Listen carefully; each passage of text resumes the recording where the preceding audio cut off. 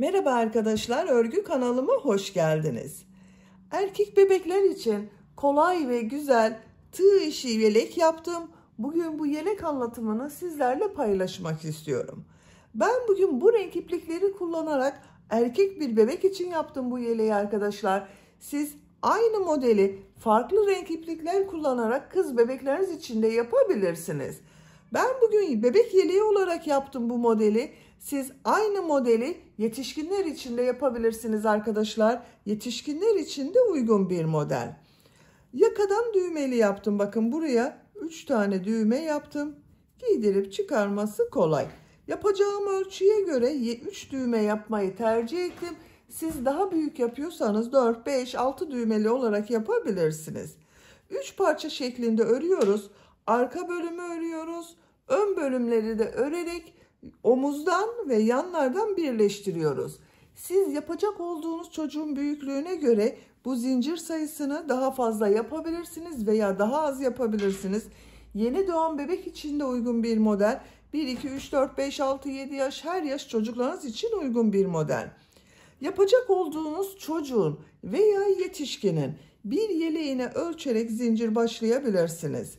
Bakın şu şekilde ön bölümü ölçün, ona göre zincir başlarsınız. Arka bölümü de aynı şekilde genişliğine göre zincir başlıyoruz arkadaşlar. Yüksekliklerinde yine o çocuğun veya yetişkinin kazağına ölçerek yapabilirsiniz. Yelek örgüsünde iplik olarak ben bugün bu ipliği kullandım. Mavi renk bir iplik kullanmayı tercih ettim. 100 gram iplik üzerinde 240 metre var. Bu iplikten 2 yumağa yakın iplik kullandım arkadaşlar. 1,5 adetten fazla iplik kullandım. 2 adet iplik yeterli.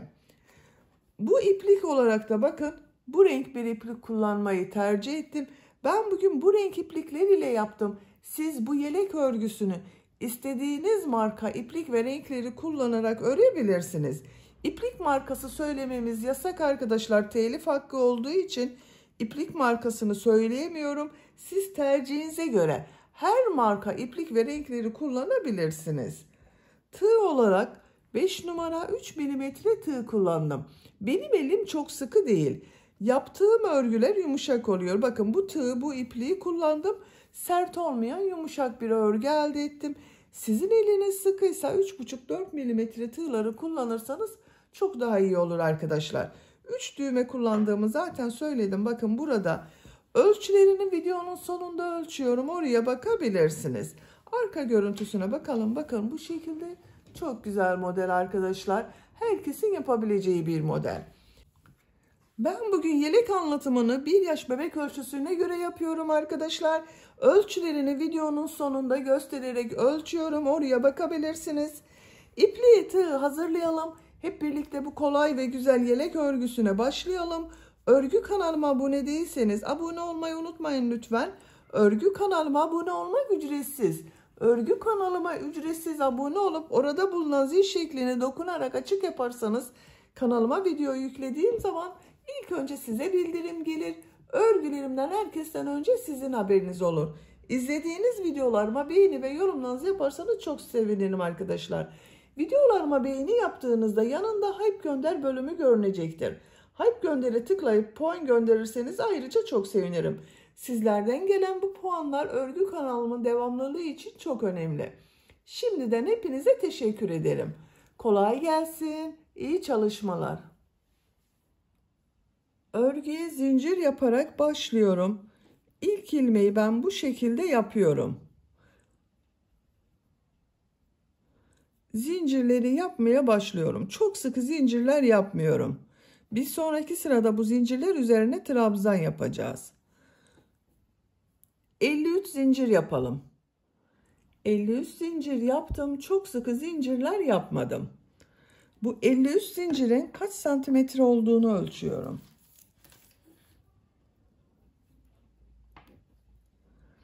25 santimetre zincir uzunluğu var. Benim elimin sıklığına göre 25 santimetre için 53 zincir yaptım arkadaşlar.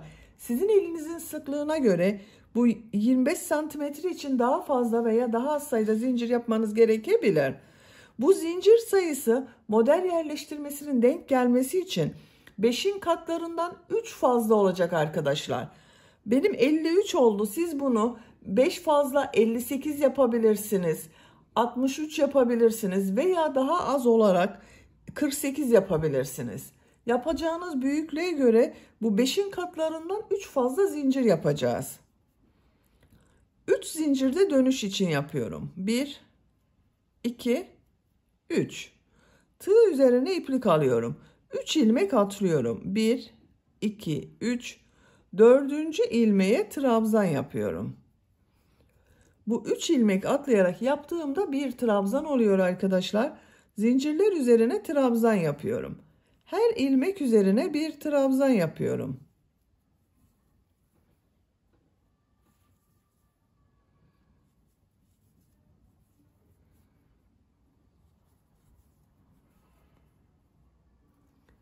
Sıra sonuna kadar devam edelim. Zincirler üzerine trabzan yaparak bakın sıra sonuna kadar tamamladım. Bu bir sıra üzerinde sıra başında 3 ilmek atlayarak yaptığım trabzan ile birlikte 53 trabzan var. Şimdi model yerleştirmeye başlıyorum. Bir zincir yapıyorum, örgüyü çeviriyorum. İkinci sıradayım. İlk 3 ilmek üzerine trabzan yapıyorum. Sıra başında ve sıra sonunda 3 trabzan yapacağız. 1,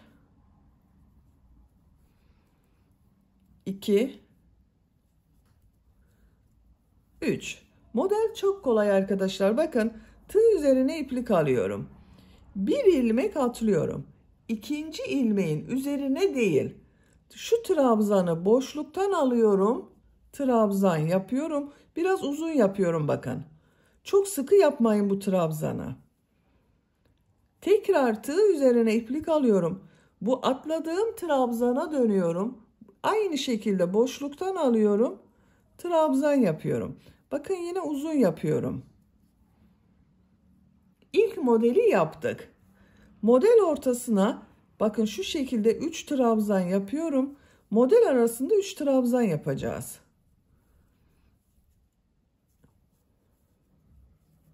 Bakın modelden sonra 3 trabzan yaptım. Şimdi model yapıyorum. Tekrar tığ üzerine iplik alıyorum. Bir trabzan atlıyorum. İkinci trabzan boşluktan alıyorum. Trabzan yapıyorum. Uzun yapıyorum. Tekrar bakın atlama yaptığım bu trabzana dönüyorum. Boşluktan alıyorum. Trabzan yapıyorum. İkinci modeli yaptım. 3 trabzan yapıyorum.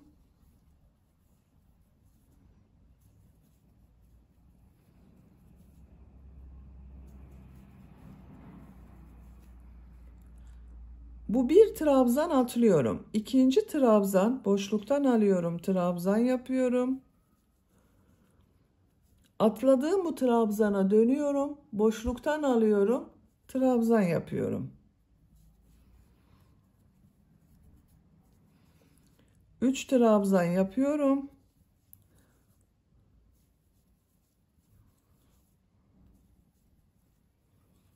Tekrar modeli gösteriyorum. Bir trabzan atlıyorum.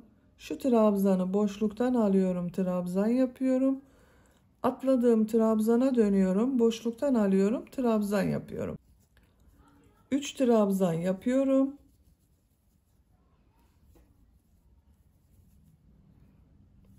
Tekrar model yapacağız. Bakın modellerin yapılışı çok kolay. Model arasında bakın 2 model arasına 3 trabzan yapıyoruz. Sıra sonuna kadar devam edelim. Sıra sonuna kadar modelleri yaptım. Sıra sonunda da 3 trabzan yapacağız arkadaşlar. Bakın sıra başında 3 trabzan yaptım. 2 ilmek üzerine trabzan yaptım. 3. trabzanı ilk sırada bu 3 ilmek atlayarak yaptığım bir trabzan var. Bunun 3. zincir üzerine bakın tığ takıyorum, trabzan yapıyorum. Sıra sonunda da 3 trabzan oldu. Bu ikinci sırada model yerleştirmeyi yaptım. Kaç model olduğunu sayıyorum. 1, 2, 3, 4, 5, 6, 7, 8, 9, 10 model oldu. Sıra başında ve sıra sonunda da 3 trabzan oldu. Üçüncü sıradayım. Bir zincir yapıyorum. Örgüyü çeviriyorum. İlk 3 ilmek üzerine trabzan yapıyorum.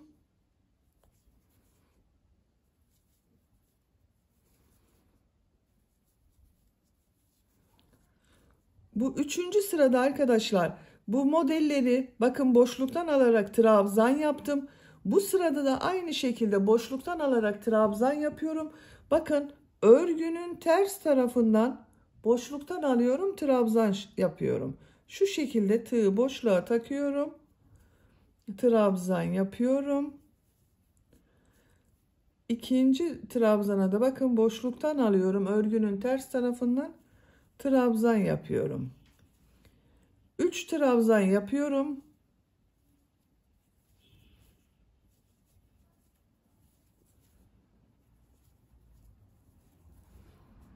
Model için bakın 2 trabzanı örgünün ters tarafından boşluktan alıyorum, trabzan yapıyorum. Bu boşluktan alarak yaptığımız trabzanlarda iplikleri biraz uzun yaparsanız daha iyi oluyor. Bakın şu şekilde. Çok sıkı yapmayın arkadaşlar. 3 trabzan yapıyorum.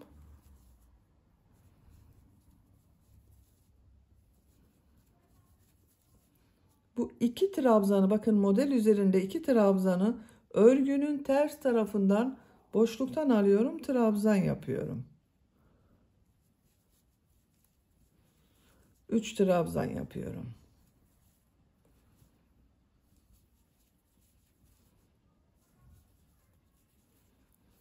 Düz tarafın görüntüsü bakın bu şekilde oluyor.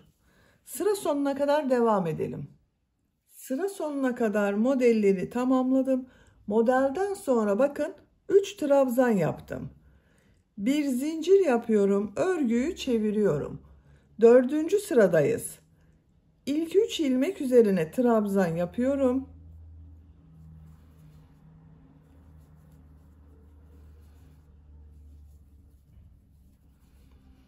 Model için bakın bir ilmeği atlıyorum.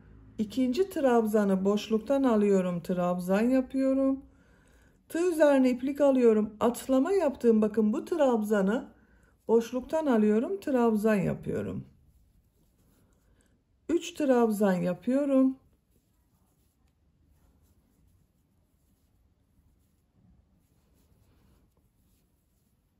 Bu bir trabzanı atlıyorum.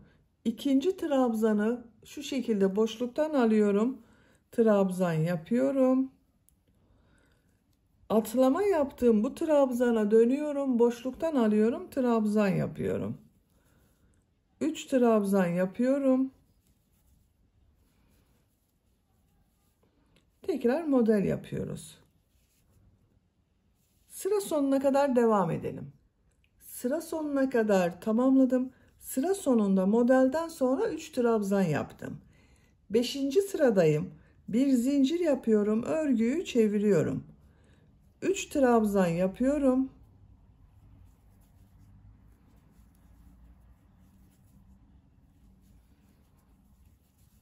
Model için örgünün ters tarafından 2 trabzanı boşluktan alıyorum, trabzan yapıyorum. 3 trabzan yapıyorum.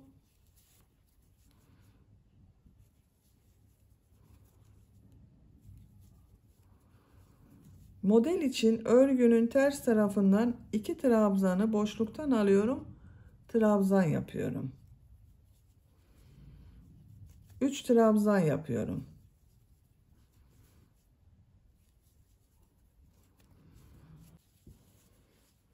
Bakın bu şekilde oluyor.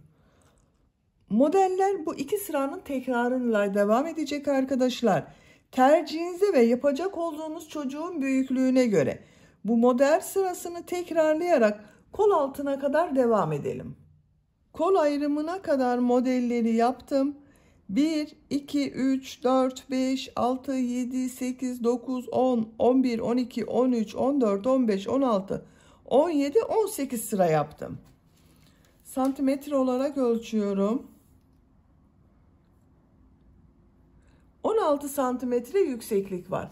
Benim yapacağım ölçü için bu yükseklik yeterli. Siz tercihinize göre 1-2 sıra devam edebilirsiniz.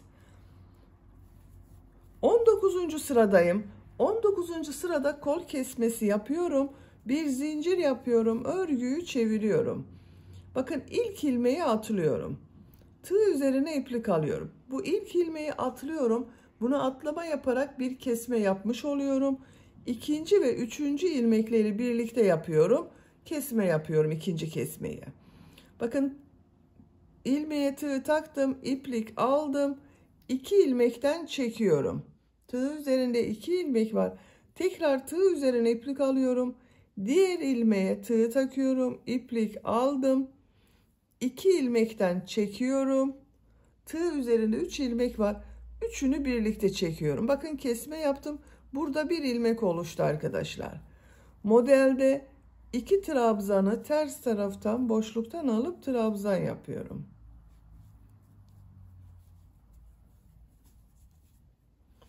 3 trabzan yapıyorum.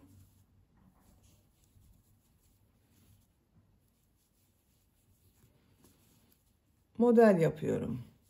Örgünün ters tarafından boşluktan alıp trabzan yapıyorum. Bakın burada bir ilmeği atladım, bir kesme yaptım. 2 ilmeği birlikte yaparak ikinci kesmeyi yaptım. Burada bir ilmek kaldı arkadaşlar. Modelden önce bir ilmek kaldı. Sıra sonunda yine kesme yapacağız. 3 ilmek kalasıya kadar modelleri yapalım. Sıra sonunda 3 ilmek kalasıya kadar modelleri yaptım. Bakın sıra sonunda 3 ilmek var. Burada yine kesme yapıyorum. Tığ üzerine iplik alıyorum. Bu 2 ilmeği birlikte yapıyorum. Bir kesme yapıyorum. Son ilmeği yapmıyorum arkadaşlar. Bakın bunda da bir kesme yapmış oluyorum. Bir zincir yapıyorum. Örgüyü çeviriyorum. Bu kesme yaptığım ilmek üzerine bir trabzan yapıyorum. Bakın kol tarafında bir trabzan yaptım. Model yapmak için bakın bir ilmeği atlıyorum. Boşluktan alıp trabzan yapıyorum. Atlama yaptığım ilmeğe dönerek trabzan yapıyorum. 3 trabzan yapıyorum.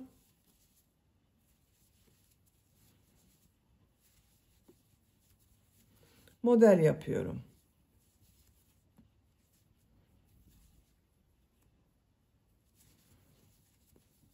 Kol tarafında başka kesme yapmayacağız arkadaşlar. Bakın 1-2 ilmeği birlikte yaparak kesme yaptım. Bir ilmeği de atladım. Bu bir trabzan ile kol bölümünün örgüsü bu şekilde bu kenar devam edecek. Sıra sonuna kadar devam edelim. Sıra sonuna kadar tamamladım. Bakın son modeli yaptım. Sıra başında modelden önce bir trabzan yaptım. Sıra sonunda da aynı yapıyorum. Bir alt sırada kesme yaptım. Bakın bu ilmek üzerine bir trabzan yapıyorum. Bir zincir yapıyorum. Örgüyü çeviriyorum. Trabzan üzerine trabzan yapıyorum. Modelde bakın 2 trabzanı ters taraftan boşluktan alıp trabzan yapıyorum. 3 trabzan yapıyorum.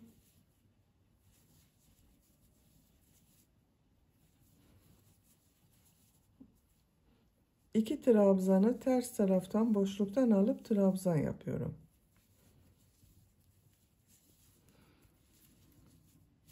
Sıra sonuna kadar devam edelim. Sıra sonuna kadar tamamladım. Son ilmek üzerine trabzan yaptım. Bir zincir yapıyorum. Örgüyü çeviriyorum. İlk ilmeğe trabzan yapıyorum. Bakın modelden önce bir trabzan yaptım. Model yapmak için bir ilmek atlıyorum. Boşluktan alıp trabzan yapıyorum. Geriye dönüyorum. Boşluktan alıp trabzan yapıyorum. 3 trabzan yapıyorum.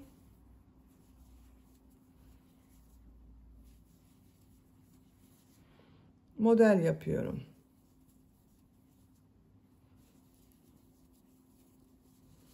Bakın sıra başında da bir trabzan yapıyorum. Modelden sonra sıra sonunda da bir trabzan yapıyorum.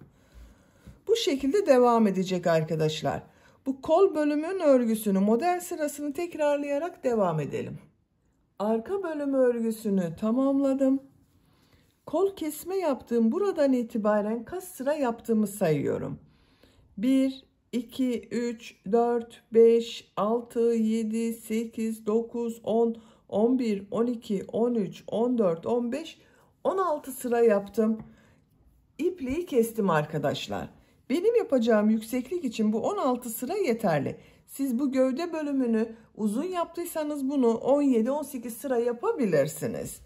Arka bölüm örgüsünü bitirdik. Şimdi ön bölümleri yapalım. Ön bölümler bu arka bölümün yarısı olacak. 1, 2, 3, 4, 5, 6, 7, 8, 9, 10 model var arkadaşlar.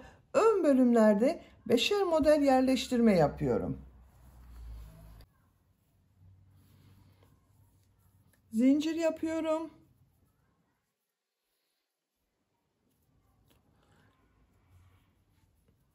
Bakın yine çok sıkı zincirler yapmıyorum. 26 zincir yapalım. 26 zincir yaptım. Bakın çok sıkı zincir yapmadım. Ben 5 model yerleştiriyorum. Modelden önce ve sonra 2 trabzan yapıyorum arkadaşlar. Siz biraz büyük olsun istiyorsanız modelden önce ve sonra 3 trabzan yapabilirsiniz. Onun için 28 zincir de yapabilirsiniz. 3 zincir dönüş için yapıyorum. 1, 2, 3, 29 zincir oldu. Tığ üzerine iplik alıyorum. 3 ilmek atlıyorum. 1, 2, 3, 4. ilmeğe trabzan yapıyorum.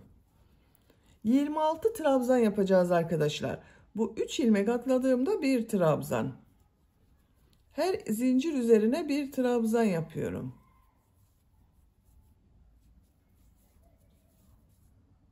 Sıra sonuna kadar devam edelim. Sıra sonuna kadar tamamladım. Bu bir sıra üzerinde 26 trabzan var. İkinci sırada model yerleştirmeye başlıyorum. Bir zincir yapıyorum, örgüyü çeviriyorum. 2 ilmek üzerine trabzan yapıyorum. Bakın 2 trabzan yapıyorum. Model yapmak için bir ilmeği atlıyorum. İkinci trabzan boşluktan alıp trabzan yapıyorum. Uzun yapıyorum. Geriye dönüyorum. Atladığım bu trabzanı boşluktan alıyorum. Trabzan yapıyorum. İlk modeli yaptık. Arada yine 3 trabzan yapıyorum.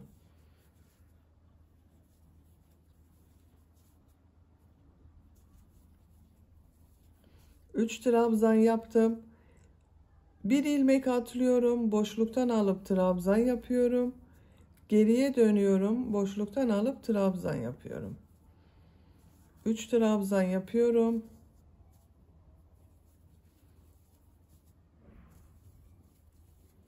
Model yapıyorum yine.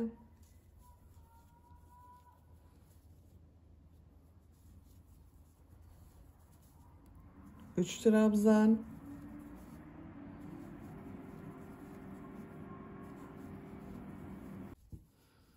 Model yapıyorum.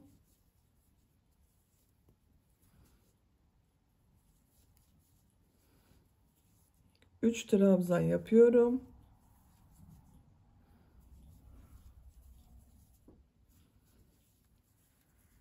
Model yapıyorum.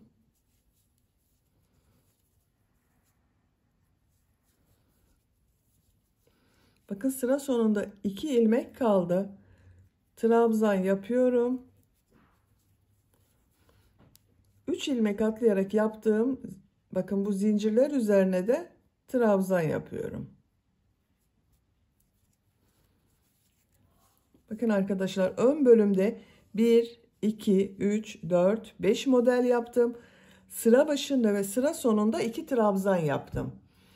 Siz 2 zincir fazla başladıysanız sıra başında ve sıra sonunda 3 trabzan yapabilirsiniz. Benim yapacağım ölçü için bu genişlik yeterli. Bakın.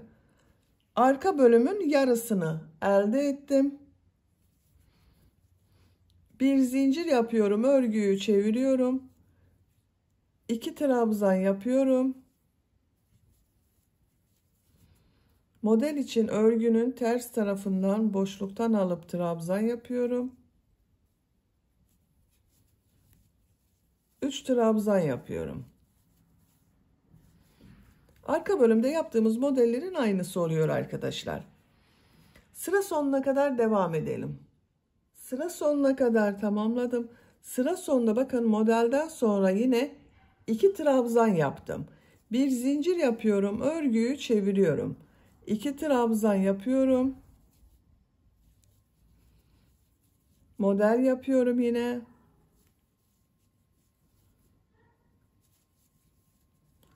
Üç trabzan yapıyorum.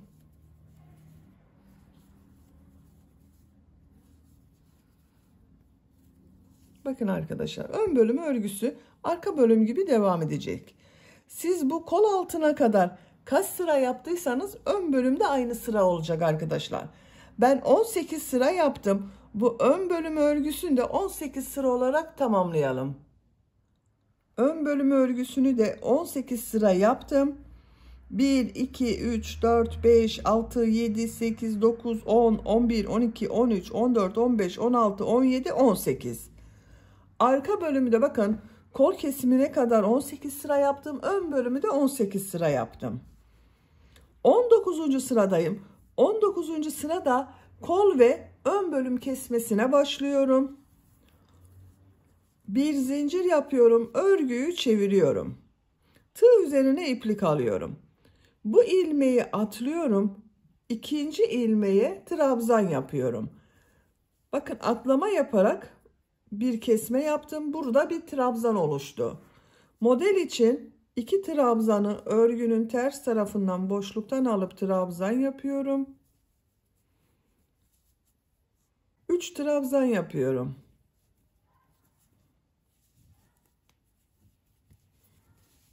Sıra sonunda yine kesme yapacağız arkadaşlar. 2 ilmek kalasıya kadar devam edelim. Sıra sonuna kadar tamamladım. Sıra sonunda 2 ilmek var. Bu 2 ilmeği birlikte yapıyorum. 2 ilmekten çektim, bekletiyorum. Son ilmeğe tığ takıyorum. 2 ilmekten çektim. Tığ üzerinde 3 ilmek var. Üçünü birlikte çekiyorum. Bir zincir yapıyorum. Örgüyü çeviriyorum. Kol tarafını bakın, burası kol tarafı olacak arkadaşlar. Burada bir kesme yaptım. Modelden sonra bir trabzan ile bu kol tarafı devam edecek. Kol tarafında başka kesme yapmıyorum. Arka bölümde de bakın aynı şekilde modelden sonra bir trabzan devam etti. Ön bölümde de devam ediyor. Buradan ön kesmeler yapacağız. Ön kesmeleri her sırada yapıyorum. Bakın bir zincir yaptım. Örgüyü çeviriyorum. İlk ilmek üzerine trabzan yapıyorum.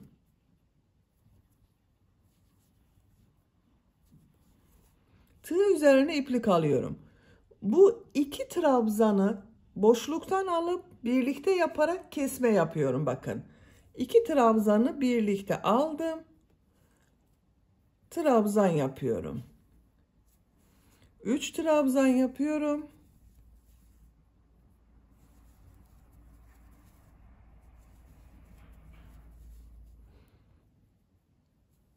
Bir trabzan boşluktan alıp trabzan yapıyorum. Geriye dönüyorum.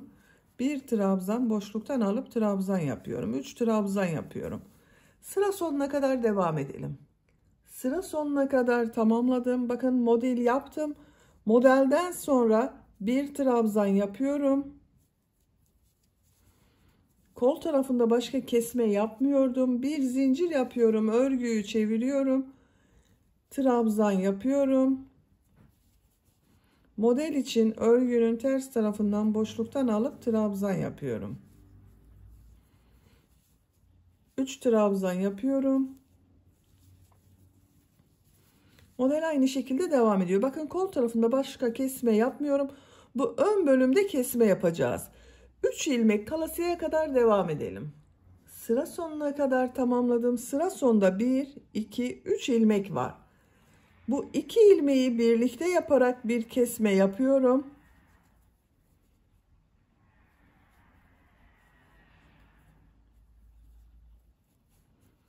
Son ilmek üzerine trabzan yapıyorum. Bakın burada 2 ilmeği birlikte yaparak kesme yaptım. Bir zincir yapıyorum. Örgüyü çeviriyorum. İlk ilmeğe trabzan yapıyorum. Kesmeleri bakın arkadaşlar. Bu sıra sonunda ve sıra başındaki trabzandan önce ve sonra yapıyorum. Daha düzgün görünmesi için.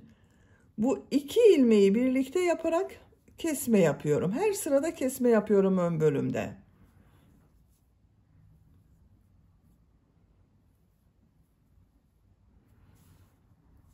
Trabzan yapıyorum. Model yapıyorum. 3 trabzan yapıyorum. Sıra sonuna kadar devam edelim. Sıra sonuna kadar tamamladım. Kol tarafında bakın kesme yapmadım. Modelden sonra bir trabzan yaptım. Bir zincir yapıyorum. Örgüyü çeviriyorum. İlk ilmeğe trabzan yapıyorum. Model için örgünün ters tarafından bu 2 trabzanı boşluktan alıp trabzan yapıyorum. 3 trabzan yapıyorum.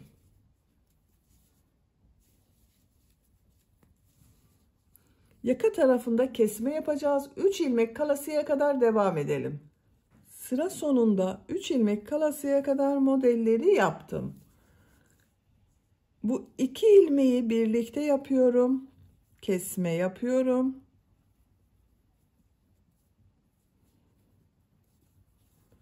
Son ilmek üzerine trabzan yapıyorum. Bir zincir yapıyorum. Örgüyü çeviriyorum. İlk ilmek üzerine trabzan yapıyorum.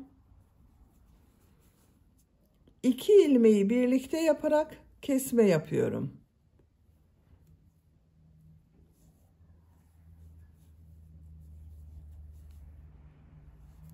Tığ üzerine iplik alıyorum. Bakın modelin bir trabzanlı kesme yaptım. Burada bir trabzan kaldı.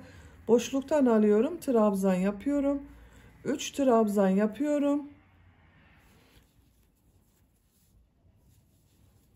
Modeli devam ediyoruz. Sıra sonuna kadar devam edelim. Sıra sonuna kadar tamamladım. Bir zincir yapıyorum. Örgüyü çeviriyorum. İlk ilmeğe trabzan yapıyorum. Bakın model için örgünün ters tarafından 2 trabzanı boşluktan alıp trabzan yapıyorum. 3 trabzan yapıyorum.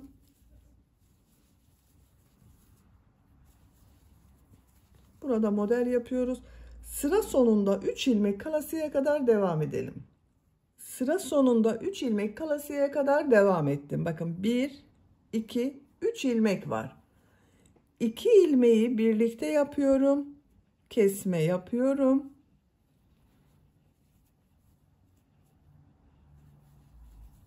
Son ilmek üzerine trabzan yapıyorum. Bir zincir yapıyorum. Örgüyü çeviriyorum. İlk ilmek üzerine trabzan yapıyorum. 2 ilmeği birlikte yapıyorum. Kesme yapıyorum.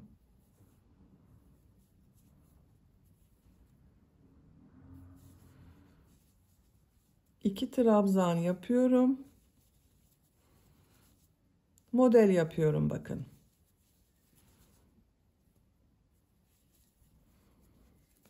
Bakın arkadaşlar. Ön yakanın görüntüsü bu şekilde oluyor. Her sırada bu ön bölümde sıra sonunda ve sıra başında kesme yapıyoruz. Bir ilmek kesme yapıyoruz. Bu ön yakanın kesmeleri bu şekilde devam edecek. Her sırada birer ilmek kesmesi yaparak devam edelim. Omuz için ben 12 trabzan bırakıyorum. Bu ön bölümden kesmelere 12 trabzan kalasıya kadar devam edelim. Ön bölüm örgüsünü bakın 12 trabzan kalasıya kadar kesmeler yaparak tamamladım arkadaşlar.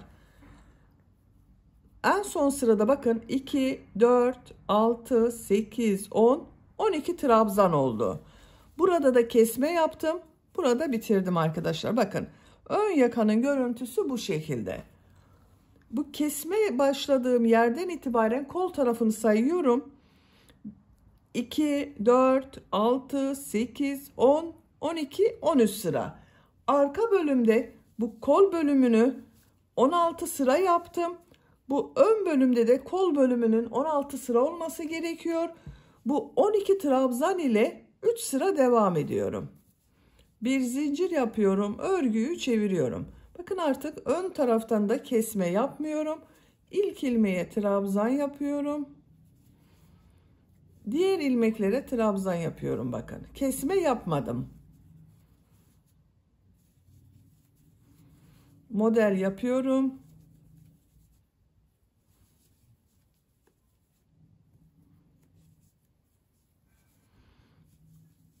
Üç trabzan yapıyorum. Model yapıyorum.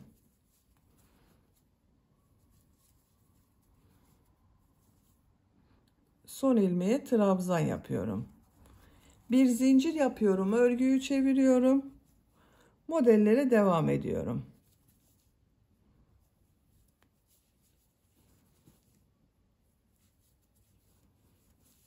Sıra sonuna kadar devam edelim. Sıra sonuna kadar tamamladım. Sıra sonuna kadar tamamladım. Bakın kesme yapmadım. Bir zincir yapıyorum, örgüyü çeviriyorum. İlk ilmek üzerine trabzan yapıyorum. Diğer ilmeklere trabzan yapıyorum ve model yapıyorum. Sıra sonuna kadar devam edelim. Ön bölüm örgüsünü tamamladım. 12 trabzan ile 4 sıra yaptım. Bakın 1, 2, 3, 4. Kol bölümünü sayıyorum. Bakın bu kesme yaptığım bu sıradan sonra 2, 4, 6, 8, 10, 12, 14, 16 sıra oldu. Arka bölümü de 16 sıra yaptım. Bakın kol bölümünü, ön bölümü de 16 sıra yaptım. İpliği kesiyorum.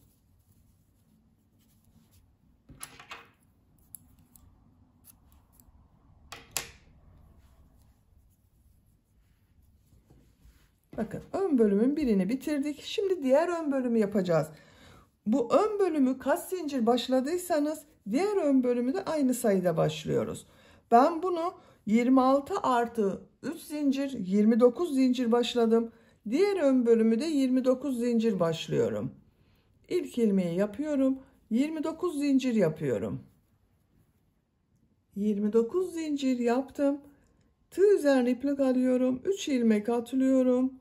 Trabzan yapıyorum. Trabzanları yapmaya devam ediyorum.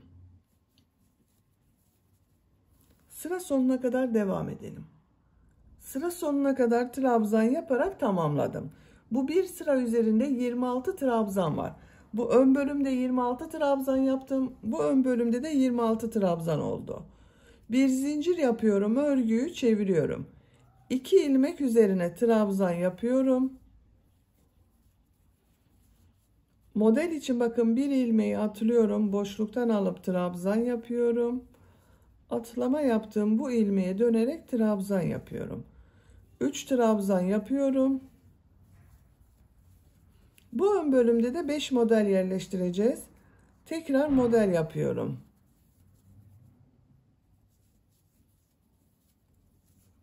Sıra sonuna kadar model yaparak devam edelim.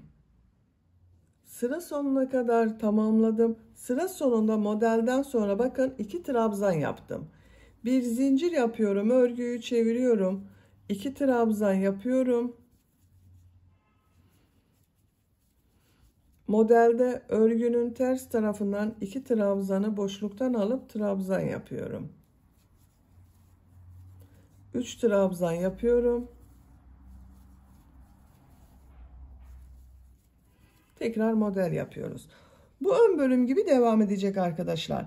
Ben bu ön bölüm örgüsünü bakın 18 sıra yaptım. Bu ön bölüm örgüsünü de 18 sıra olarak tamamlayalım. Sadece bu ön kesmeleri diğer taraftan yapacağız. Oraya kadar devam edelim. Diğer ön bölüm örgüsünde kol kesimi yapacağım yere kadar 18 sıra yaptım. 2, 4, 6, 8, 10, 12, 14, 16, 18. Şimdi 19. sırada yaka ve kol kesimi yapıyorum. Diğer ön bölümde de aynı yaptım arkadaşlar. Bir ilmek burada, bir ilmek sıra sonunda yapacağız. Bir zincir yapıyorum, örgüyü çeviriyorum. Tığ üzerine iplik alıyorum. Bu ilk ilmeği atlıyorum. İkinci ilmek üzerine trabzan yapıyorum. İlk kesmeyi bakın ilmek atlama yaparak yaptım. Modeli yapıyorum. Örgünün ters tarafından 2 trabzanı boşluktan alıp trabzan yapıyorum. 3 trabzan yapıyorum.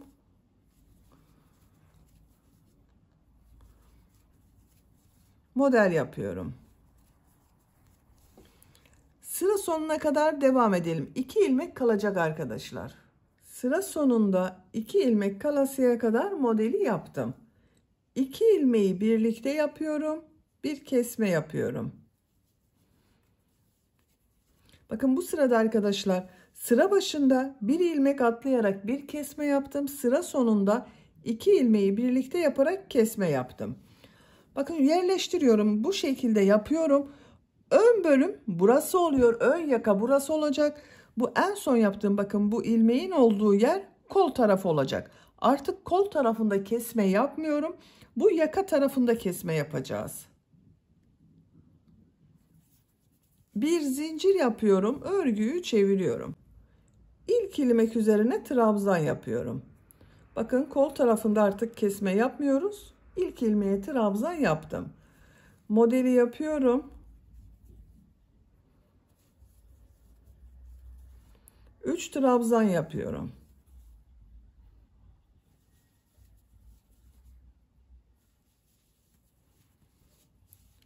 Sıra sonunda 3 ilmek kalasıya kadar devam edelim. Sıra sonunda 3 ilmek kalasıya kadar yaptım. 1, 2, 3.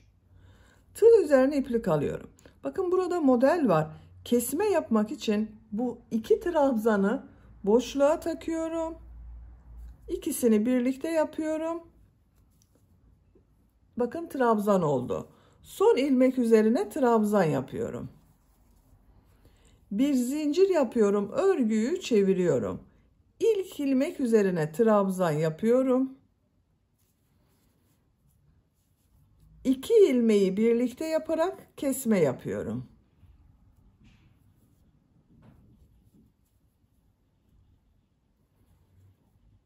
Tığ üzerine iplik alıyorum. Diğerlerini aynı şekilde devam ediyorum.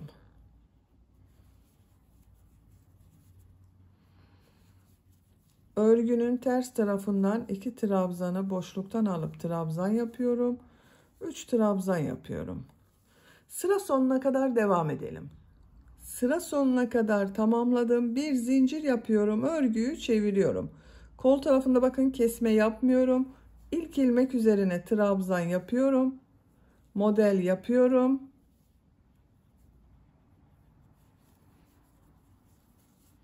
Üç trabzan yapıyorum.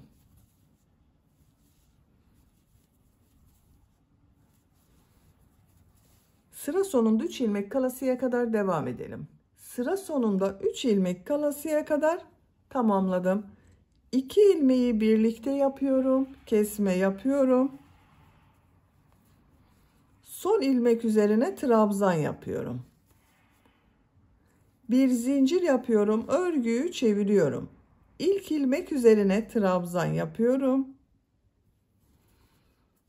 2 ilmeği birlikte yapıyorum.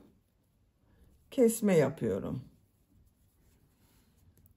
Bakın modelde 2 trabzanı ters taraftan boşluktan alıp trabzan yapıyorum.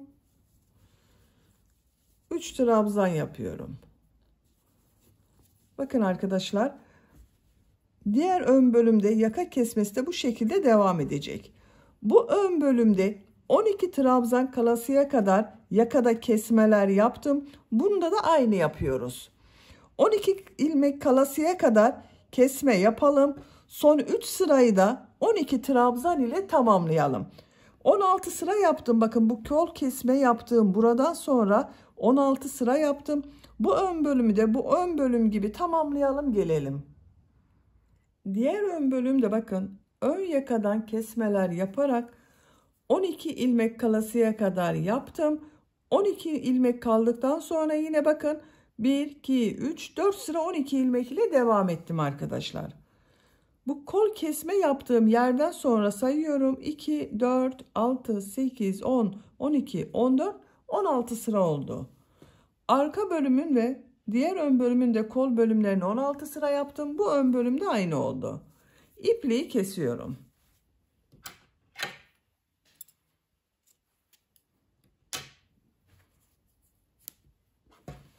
Bakın arkadaşlar, şu şekilde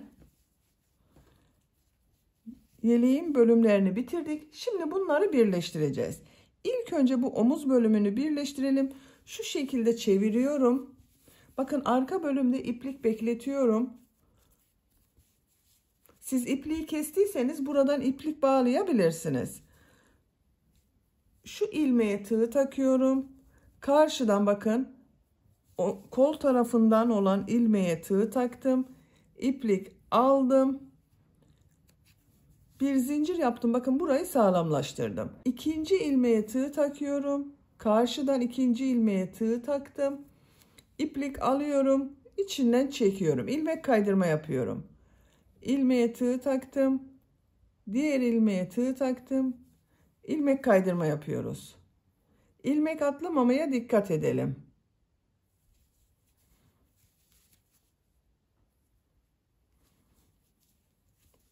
...12 ilmek var zaten. Arka bölümde de 12 ilmek ile birleştirerek ilmek kaydırma yapıyoruz.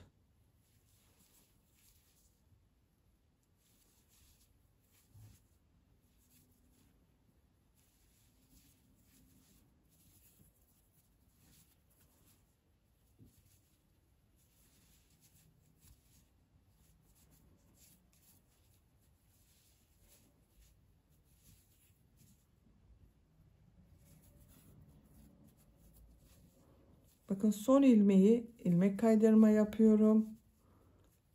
Şu şekilde bitiriyorum arkadaşlar. İpliği kesiyorum. Bakın omuz örgüsünü birleştirdik. Düz tarafın görüntüsü bu şekilde oldu. Diğer omuzu da aynı şekilde birleştirelim.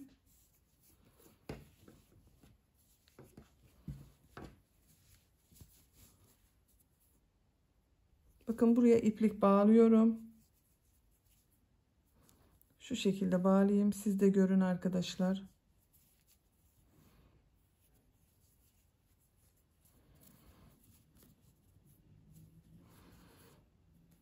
İlk ilmekleri birleştiriyorum.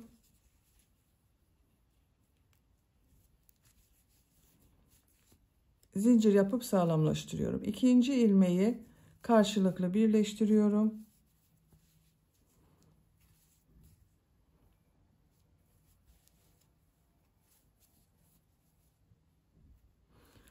Buraya kadar devam edelim.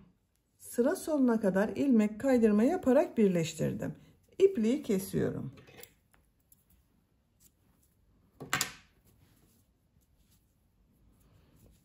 Bakın arkadaşlar, omuz bölümlerini birleştirdik. Şimdi yan bölümlerini birleştirelim.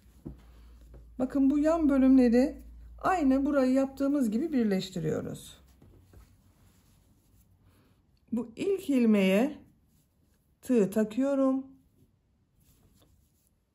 Diğer ilk ilmeğe de tığ takıyorum.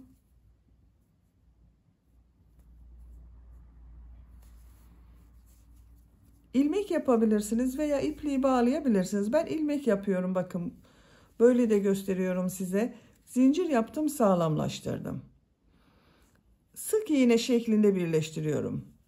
Şu şekilde bakın. Sık iğne yapıyorum.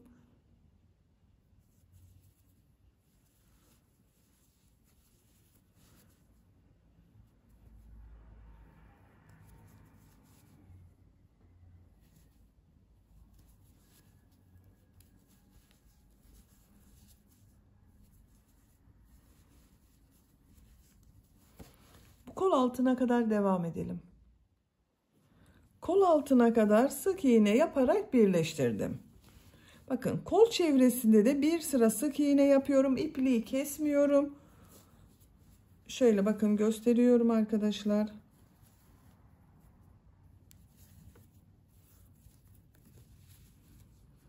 İlmeklere sık iğne yapıyorum. Düzgün bir görüntü olsun diye kol çevresinde sık iğne yapıyorum. Kol çevresinde sık iğne yaparak buraya kadar devam edelim. Sıra sonuna kadar tamamladım. İlk yaptığım ilmek ile ilmek kaydırma yaparak birleştiriyorum. İpliği kesiyorum.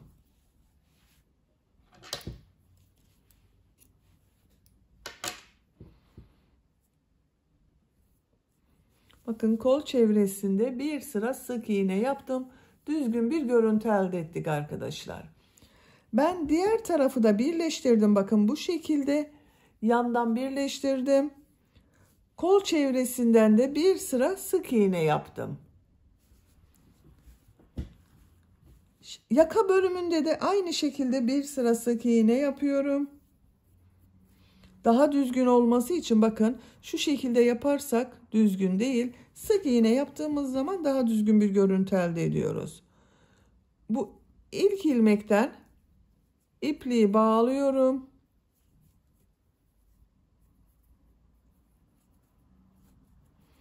Buradan ilmek yapıyorum. Bir zincir yapıyorum. Aynı ilmek içine sık iğne yapıyorum.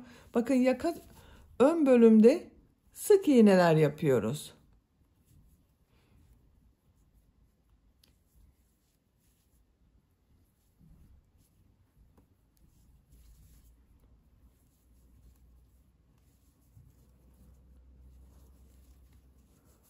Şu şekilde görünüyor bakın. Sık iğne yaparak devam edelim. Burada da devam edelim arkadaşlar. Sık iğneye diğer ön bölümde de devam edelim. Buraya kadar tamamlayalım. Sıra sonuna kadar sık iğne yaparak tamamladım. İpliği kesiyorum.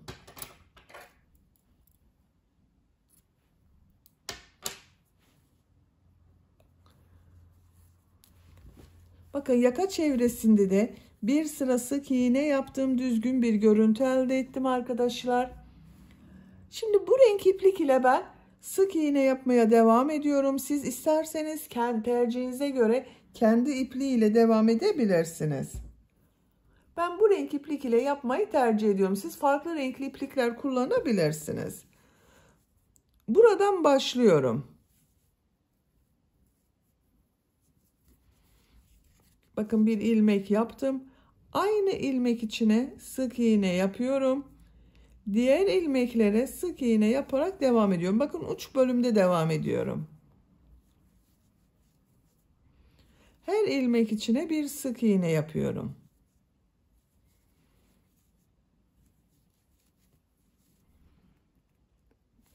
Sıra sonuna kadar devam edelim. Sıra sonuna kadar sık iğne yaptım. Bakın görüntüsü bu şekilde oldu. Yaka çevresinde de sık iğne yaparak devam ediyorum. Bu ilmek içine bir sık iğne daha yapıyorum. Buranın yuvarlak görünmesini sağlıyorum. Diğer ilmeklere birer defa sık iğne yapıyorum.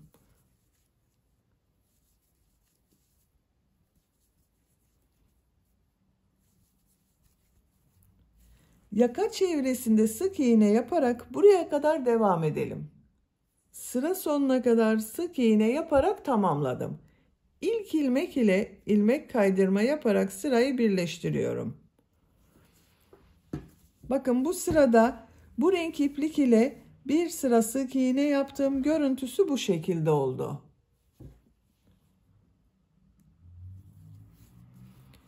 Bir zincir yapıyorum. Sık iğne sırası yapıyorum yine. İlk ilmek içine sık iğne yapıyorum. Diğer ilmeklere sık iğne yaparak devam ediyorum.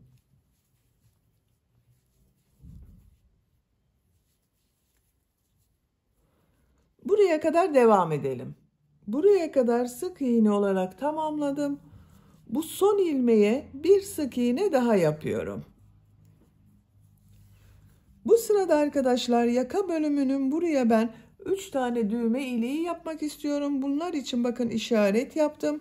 Ben bu tarafa düğme iliği yapmayı tercih ediyorum. Siz tercihinize göre diğer tarafa düğme ilikleri yapabilirsiniz. Yapacağım ölçü için ben 3 düğme iliği işaretledim. Siz büyük yapıyorsanız bunu 4-5 düğmeli yapabilirsiniz. Nereye işaret yaptığımı söylüyorum bakın.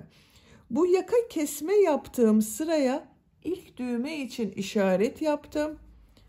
Bir diğerini buradan sayıyorum bakın. 1, 2, 3, 4 sıra sonra 5. sıraya ikinci düğme iliği için işaret yaptım. Üçüncüyü ikisinin ortası. Bakın şu şekilde ikisinin ortasına üçüncü düğme iliğini yaptım. Bu ilk işaret yaptığım düğme iliğine kadar sık iğne yapıyorum.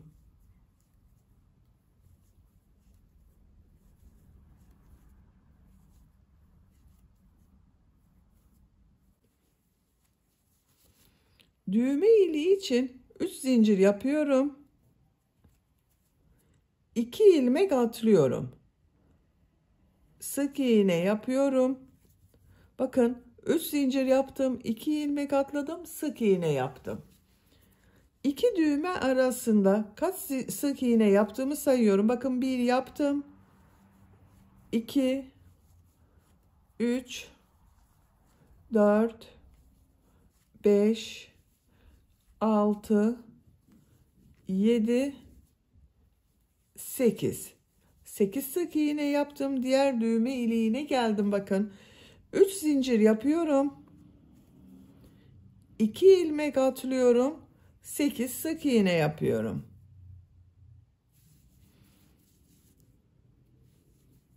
İki, 3 4 5 6 7 8.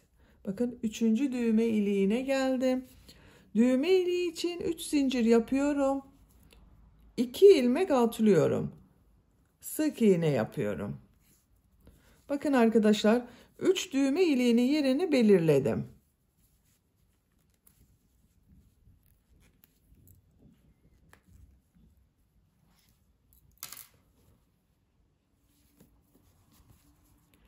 Sık iğne yaparak devam ediyorum. Yaka çevresinde sık iğne yapacağız. Sık iğne yaparak buraya kadar devam edelim. Sıra sonuna kadar tamamladım. Bu ilmek ile ilmek kaydırma yaparak birleştiriyorum. Bakın ikinci sırayı bitirdik arkadaşlar. Bu sırada diğer tarafa 3 tane düğme iliği yaptım. Bir zincir yapıyorum. Aynı ilmek içine sık iğne yapıyorum. Diğer ilmeklere sık iğne yaparak devam ediyorum. Buraya kadar devam edelim. Buraya kadar bakın sık iğne tamamladım. Bu ilmek içine bir sık iğne daha yapıyorum. Yuvarlak görüntü elde etmek için arkadaşlar. Diğer ilmeklere sık iğne yaparak devam ediyorum.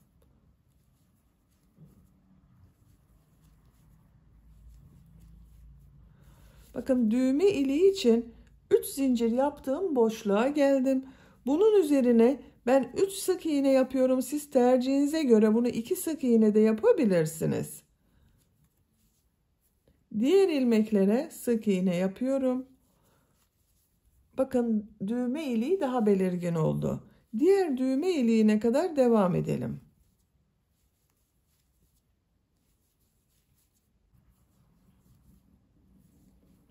Bakın diğer düğme iliği üzerine de 3 sık iğne yapıyorum.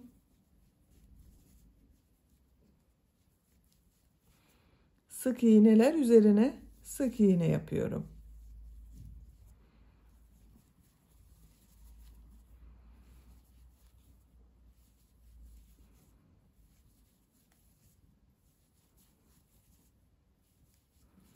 Bakın bu düğme iliği için yaptığım zincir üzerine 3 sık iğne yapıyorum.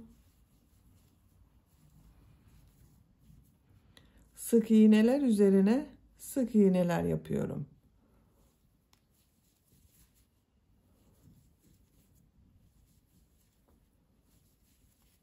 Bakın arkadaşlar, düğme iliklerinin görüntüsü bu şekilde oldu.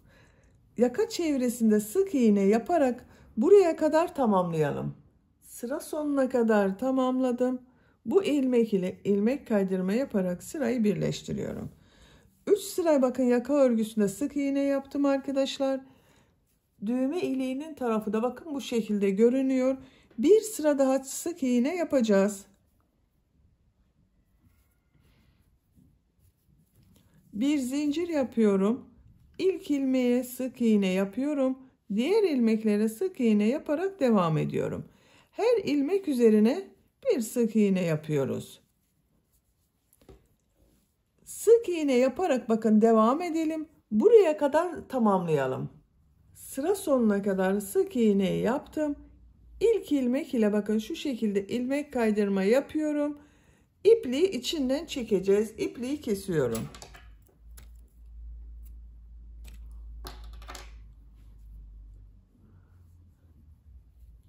Şu şekilde ilmek içinden çekiyorum.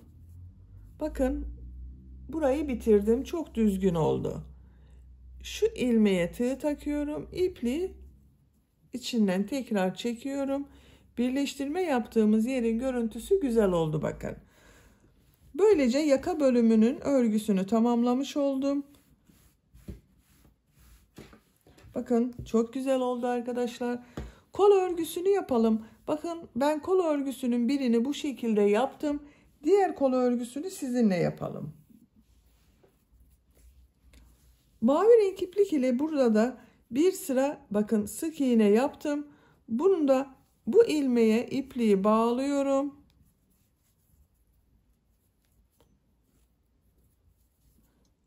İlmek yapıyorum.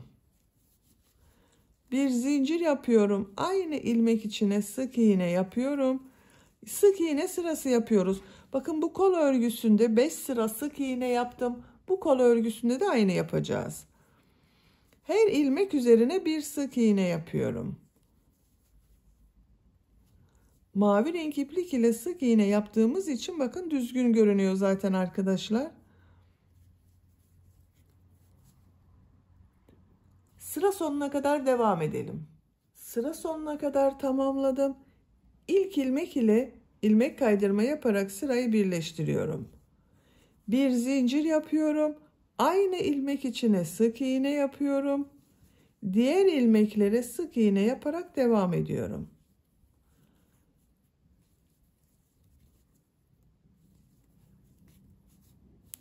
Bakın arkadaşlar, görüntüsü bu şekilde oldu.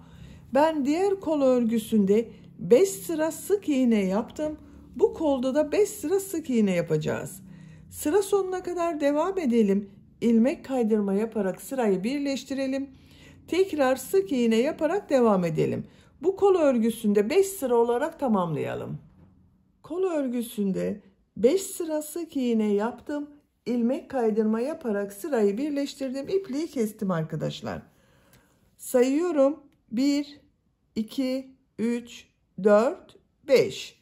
Diğer kolda da aynı şekilde 5 sıra sık iğne yaptım. İpliği kestim. Böylece yelek örgüsünde bitirmiş oldum. Siz diğer kol örgüsünde bu kol örgüsü gibi başlayıp tamamlayabilirsiniz. Bakın çok güzel oldu yelek örgüsü arkadaşlar. Düğmelerini de diktim. Düğme iliklerinin tam karşısına birer tane düğme diktim. Şu şekilde takıyorum. Çok güzel oldu bakın. Bitmiş olarak size ölçülerini söylüyorum. Kol altının buradan gövde genişliğini ölçüyorum. 27 santimetre. Yüksekliğini ölçüyorum. Kol altından yükseklik 20 santimetre. Omuzdan tam yüksekliğini ölçüyorum. 29 santimetre. Ben bugün 1 yaş bebek için yaptım arkadaşlar. Çok güzel oldu bakın. Çok güzel ve kullanışlı bir yelek oldu. Beni dinlediğiniz ve izlediğiniz için hepinize çok teşekkür ederim. Örgü kanalıma abone değilseniz abone olmayı unutmayın lütfen. Örgü kanalıma abone olmak ücretsiz. Örgü kanalıma ücretsiz abone olup orada bulunan zil şeklini dokunarak açık yaparsanız kanalıma video yüklediğim zaman ilk önce size bildirim gelir. Örgülerimden herkesten önce sizin haberiniz olur. İzlediğiniz videolarıma beğeni ve yorumlarınızı yaparsanız çok sevinirim arkadaşlar. Sizlerle yeni örgülerde görüşmek dileğiyle. Hoşça kalın, sevgiyle kalın.